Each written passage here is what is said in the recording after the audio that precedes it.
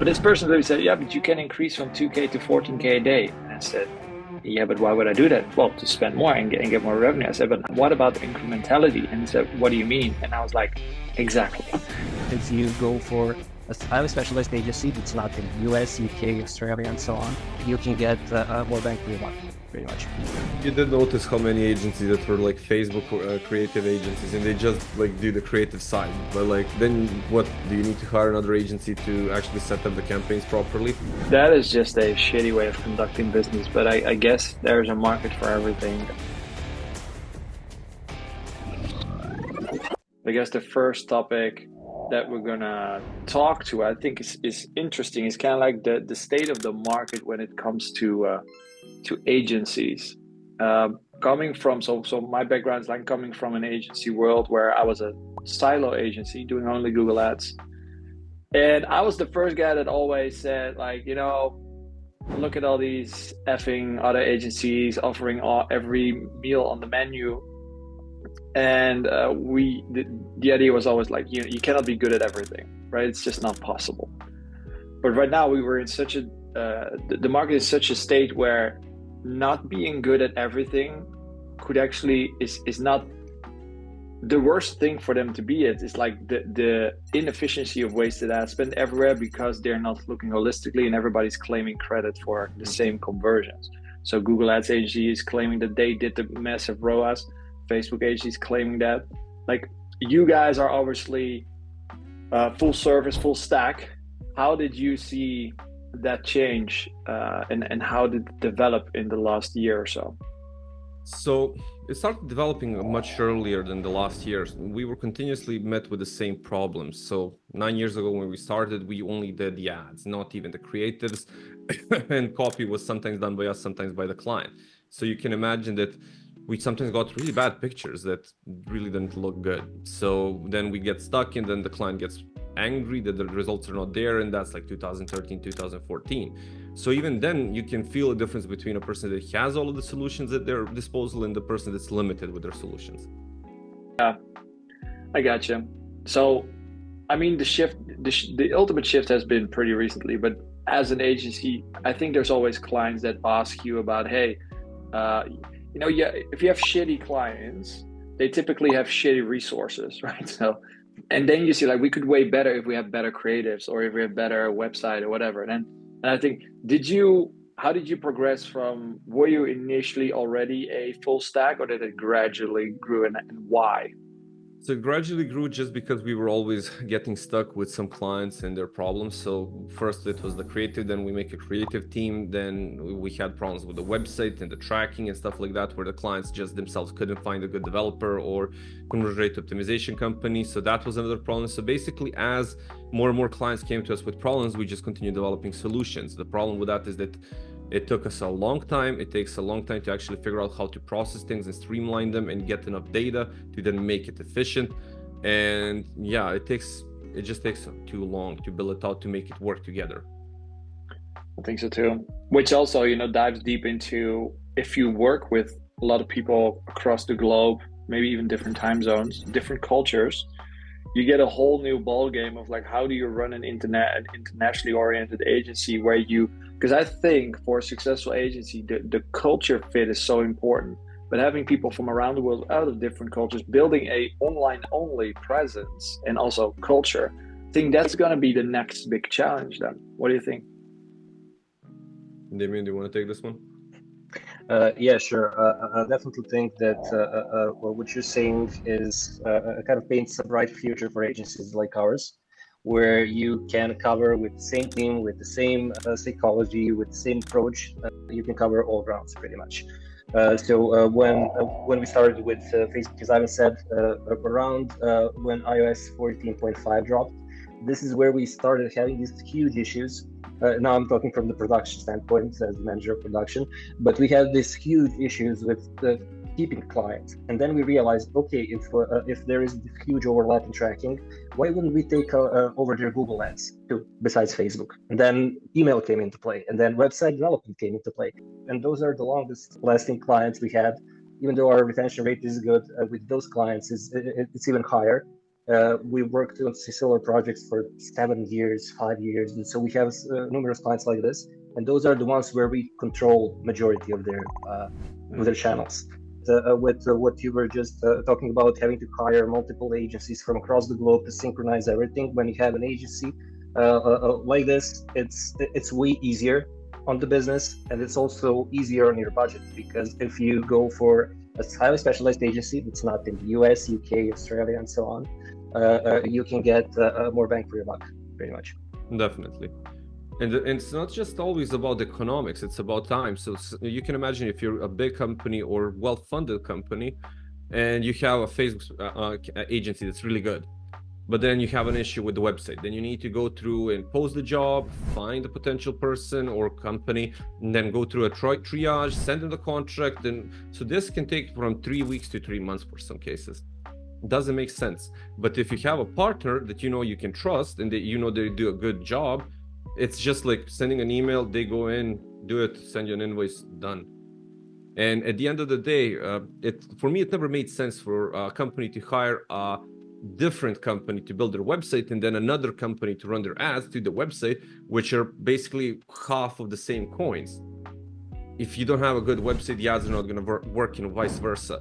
And so because we had the same problem, like we always inherit a lot of problems from the other agencies and their lack of standards, we started building our own. So when we're building the systems, we're preparing the advertising team for a win. We're getting everything set up for them and not just for what the client wants. So let me be devil's advocate here, right? Because I think the majority of the arguments going towards non-full stack is typically where it comes down to, I think I mentioned it before as well, like you cannot be expert at everything.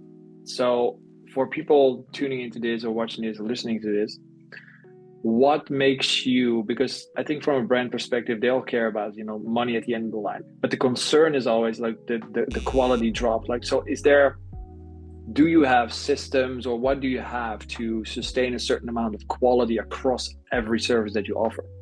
So we have the procedure checklist. So anytime that we learn anything, we add to the procedure checklist. So basically over the last 9 years, you can imagine all those checklists look massive.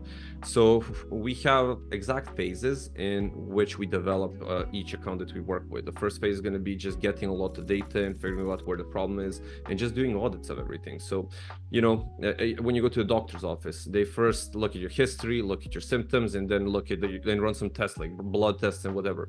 So that's the only way how you can actually figure out what the problem is and then make an educated decision. So we kind of do the same thing there, where after the audits, we have an exact roadmap how to develop it. The main thing is when you say you're concerned about multiple different channels not being equally strong, you just develop that through years of trial and error, and on top of hiring additional people that can come in and add their IP.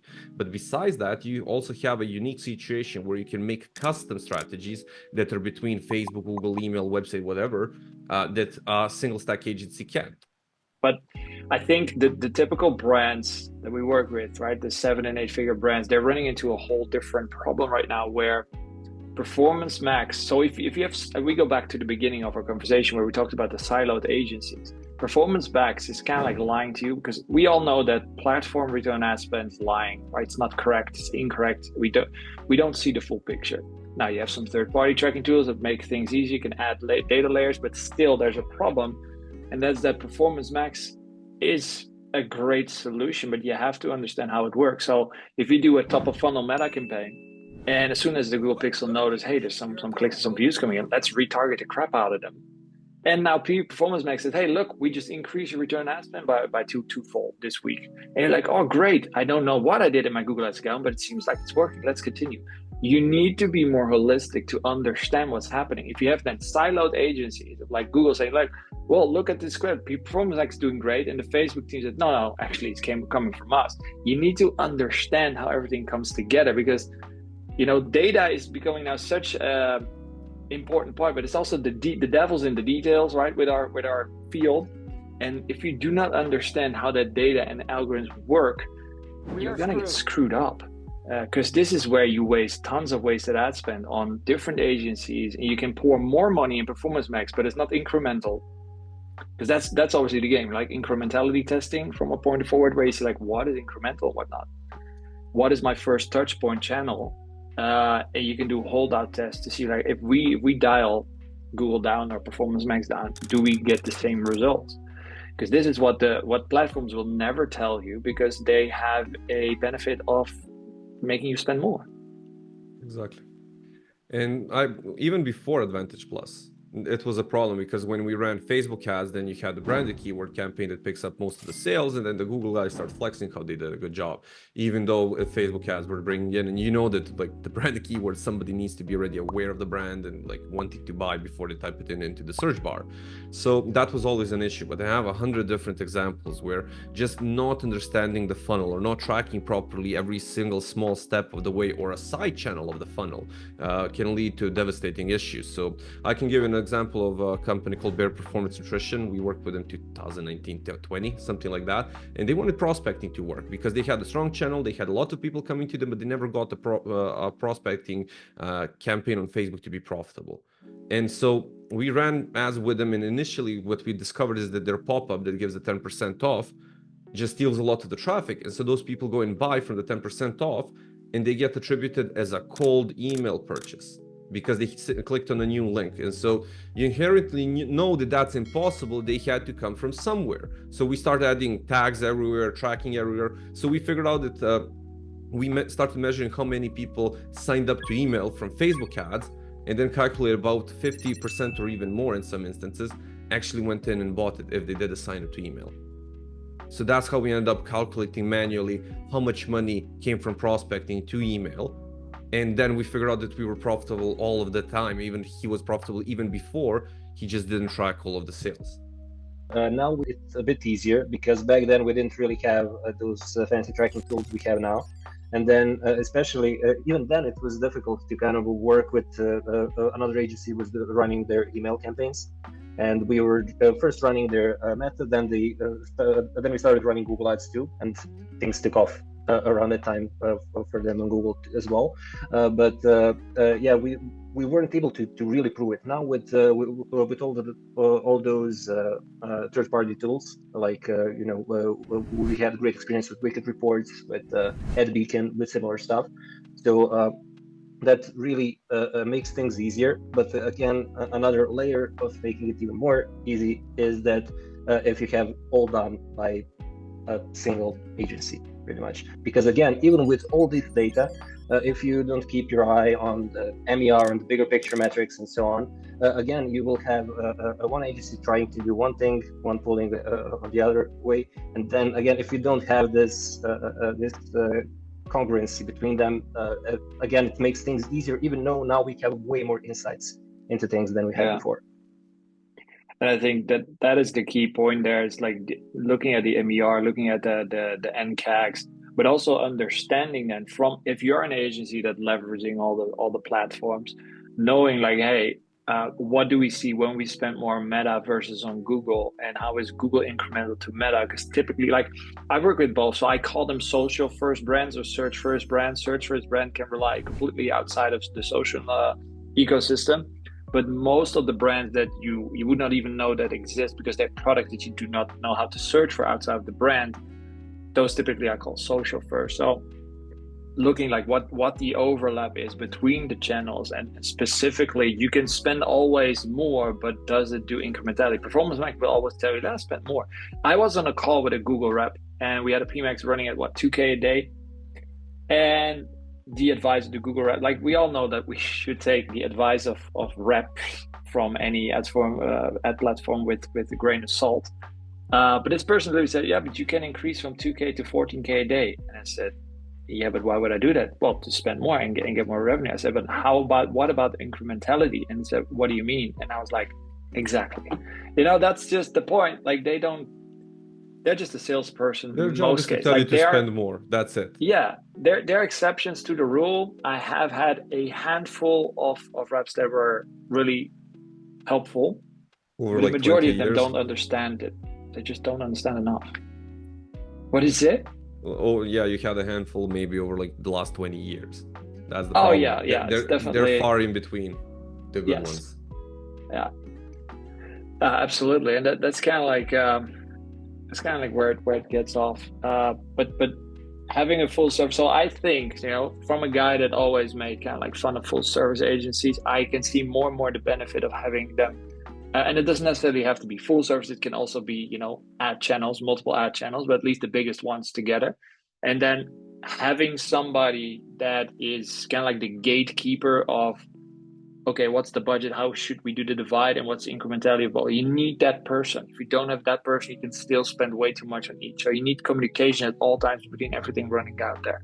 Otherwise, you would lose. Because I do believe that an agency that either has all the ad channels or is full service, that is even a little bit less quality, can be better than the siloed agencies, simply because the inefficiencies of them being siloed are, taken out of the equation. So you could get better results with a less qualitative agency, basically. Exactly. And in my opinion, we saw a lot of companies never run, like I just mentioned that supplement brand. Like, for example, they only ran Facebook ads, never like email basic something. And on top of it, Google, never nothing. So if they just went in and set up a Google branded campaign, they would already knock out all of the like 20 different brands that were bidding on their keyword, just because they never spent on Google, because 10 years ago they weren't profitable. So they didn't want to try again. And then at the other side, we know so many brands that are spending money on Facebook ads and not running email. And email should be ran with PPC in any other form, because it's cheaper to run and you don't need to spend money. But if you're spending money, you need that addition to the funnel to make sure that you're going to have the nurture sequence to make sure to convert all of them that were on the tipping point. Yeah. I think those times where people would just focus on the front end, back 2018, 2019, I feel like the sequence was when Facebook got really, really good with their algorithm. That was 2016-ish till 2019. Then, okay, that phase was over. Then it was like all about backend. So, email, dial in your SMS, email. And then was Google. You also need Google. So it's like people were just isolated in this little box. They only know this. And then suddenly something happened. We need to shift. And we all know in digital marketing, things move quickly. Like the tactics or the strategy that you have in play right now, probably 3 to 6 months from now, they're not as effective as they are now. It's so fast. It is right. Just a complete evolution of every single channel. You and I talked a couple of days ago, basically, like the first ads that you ever see on a platform, doesn't matter if it's radio, if it's a billboard, or if it's like the first billboard ad, can just have random text on it, and nobody saw a thing like that before, and so everybody's gonna read it. But then if whoever watched Mad Men and saw how much money they're spending on ads, for example, like a developed company like Marlboro, it's millions and millions and millions. So it's only a specific number of companies that can actually go into that fight, basically, and win. And I think that that's what's going to inherently happen with all type of digital ads. And that's just that overwhelming requirements from an agency takes a long time to build out, and it takes a lot of capital and a lot of skill, and then on top of it, somebody that's good in everything holistically to know how to combine everything with each other. So I think we're right now in like the early second stage of digital marketing, where right now you need to beef up and you have to have a lot of different channels and data tracking and a creative team and everything else. But they're expecting 5 years that what are the requirements of an agency to be good is going to be at least 10 times higher. So we're just going to see the natural extinction of the smaller companies, or they're just going to be eaten up by the bigger ones until we have like a couple of hundred big digital marketing agencies, and everything else is kind of suffering. Yeah. And that's what we have in TV right now. Yeah. Right? It's also dying mediums, and I think that's only the natural evolution of the field. I mean, during COVID, there came up so many new agencies because a lot of people finally had some time to think, and what do I want to do with my life? And well, let me just try this out. And they had luck. They built an agency, but they weren't, they're not good enough. And now they find themselves in a spot where they got by, but they have all these brands that are either not working, they're very impulse buy brands. And if you don't have your margins, business is all about margins. If your margins are not good, you're gonna lose, because ultimately the business that can acquire a customer for the highest price, that wins. It's simple as that. Exactly. And then on that point, if you have a full stack agency that can consult with you and then work with you and analyze your data together, they can give you some feedback, like maybe we should increase prices. We had some clients that we just said, like, let's just say fuck it and increase prices 20% and see if anyone notices. And then nobody notices. And then you're looking at it and you could have made an additional 20% for the last year, only if you tried, only if you tested. And then if you're a siloed agency, you never actually have the authority to try and make a decision like that because you don't have the holistic viewpoint. Yeah. So you're more of like, yeah, you're more of the assistant rather than the growth partner, maybe. And I do think, like, considering myself, I always like there's Facebook ads media buyers, there's Google ads media buyers, and then there's people that stack value on top. And I do consider how we worked to be more like we had the basics under control with other things, so you could always add more value. To your point, you need to know where the power of Facebook ads or Google ads stops, because if you don't know where that point is, you keep pushing and pushing, and you just, you know, the good intentions is as far as you can go. Exactly. But by knowing where the power stops, you can actually know, okay, this is another type of problem. This is likely an offer problem, a budget problem, cost of goods sold problem, whatever it is. And that comes also with experience, but I think that's an additional layer of value that, you know, media buyers and agencies need to have nowadays. Otherwise you won't cope. You did notice how many agencies that were like Facebook creative agencies, and they just like do the creative side, meaning that they decided not to engage the iOS 14.5 update, and they're just gonna do the creative. But like, then what, do you need to hire another agency to actually set up the campaigns properly? Yeah, that is just a shitty way of conducting business, but I guess there's a market for everything.